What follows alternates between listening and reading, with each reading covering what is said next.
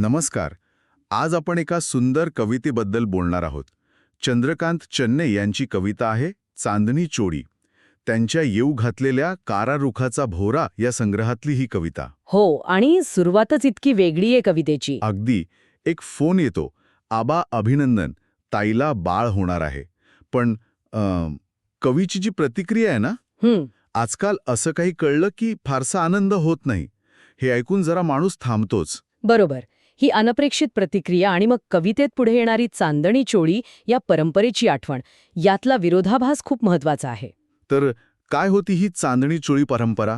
तुम्ही सांगत होतात की कवींच्या घरी. हो, त्यांचा जो बसोली बालचित्र प्रकल्प होता ना, तिथल्या प्रत्येक गर्भवतीसाठी, म्हणजे जी कोणी त्यांच्या परिवारातली जवळची असेल, तिच्यासाठी ही खास चांदणी चोळी शिवली जायची. अच्छा, म्हणजे फक्त कुटुंबापुरतं नव्हतं हे? नाही, नात्याच्याही पलीकडची अगदी जिव्हाळ्याची माणसं होती ती. ही चोळी म्हणजे फक्त वस्त्र नव्हतं, एक प्रतीक होतं एका सोहळ्याचं. आणि त्यामागची कल्पना किती सुंदर आहे. म्हणजे काळ्या आकाशावर चांदण्यांची नक्षी. हो ना, चंदेरी तारे. आणि त्याला कवी काळ्या केसातल्या मुगऱ्याच्या गजऱ्याची उपमा देतात. म्हणजे डोळ्यासमोर येतं सगळं चित्र. खरंय, त्या काळातलं वातावरणच जणू उभं राहतं. अगदी. आणि मग त्या तिसऱ्या महिन्यात चोर ओटी भरायचा विधी असायचा. गर्भवतीच्या चेहऱ्यावरची ती उत्सुकता, ते एक आत्मिक सुख, त्याचं वर्णन आहे. आणि खाण्यापिण्याची पण विशेष काळजी घेतली जायची असं वाचलं मी. हो, म्हणजे बाळाला पुढे आयुष्यभर चांगलं पोषण मिळावं म्हणून. गर्भवतीला तिच्या आवडीचे पदार्थ, दही, दूध, तूप, मध, पौष्टिक सगळं. हे थोडं आपल्याकडच्या डोहाळे जेवणासारखं वाटतंय किंवा आजकालच्या बेबी शॉवर सारखं. हो, कुठेतरी धागा जुळतो, पण मला वाटतं त्यावेळची जी भावना होती ना, ती जास्त सामूहिक होती. कवितेत ओळ आहे, इंद्रधनुष्यी रंगापेक्षाही बाल बसोली परिवार बेफामपणे रंग उधळायचा. बापरे, म्हणजे किती जल्लोष असेल. प्रचंड. पण मग कवी म्हणतात की आज तो उत्साह नाहीये. हो, तेच. कवितेत असं येतं की कुणाच्या तरी जाण्याने ही परंपरा थांबली. बरोबर. चांदणी चोळीचं औचित्य मात्र हिच्या जाण्याबरोबरच संपलं होतं. ही ती व्यक्ती कोण हे महत्वाचं नाहीये कवितेत. पण तिच्या नसण्याने आलेलं जे रीतेपण आहे, एका परंपरेचा प्रवाह जो थांबलाय, ते जास्त महत्वाचं आहे. म्हणजे एका व्यक्तीसोबत एक पूर्ण पद्धतच जणू नाहीशी झाली. अगदी. हा एका व्यक्तीचा अभाव नाही, तर एका संस्कृतीचा, एका जीवनशैलीचा तो लोप आहे असं वाटतं वाचताना. पण मग कवी पूर्णपणे भूतकाळातच रमलेत असं नाहीये, कारण ते म्हणतात की नातवाचा चेहरा पाहण्याचं योग ते चुकवत नाहीत. बरोबर.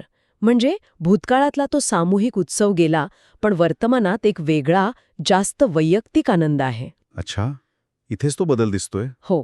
आणि मग त्या हिंदी ओळी येतात कवितेत, रोने की वजह न थी ना हसने का बहाना था. बालपणीची निरागसता आठवते. पण मग लगेच वर्तमानातला आनंद येतो. नातवाला 100 रुपयांसोबत कलर बॉक्स देतात, पण त्यातली काळी ट्यूब काढून ठेवतात. अरे वा, म्हणजे जणू आयुष्यातले काळे रंग बाजूला सारून फक्त उजाळ रंगांची भेट. हो, आणि मग म्हणतात त्याच्या डोळ्यांतील रंगीत चांदण्या टिपण्याचं जणू व्यसन लागलंय. काय सुंदर प्रतिमा आहे ही. रंगीत चांदण्या. परत एकदा चांदण्या आल्या. हो ना, पण आता संदर्भ पूर्ण वेगळा आहे.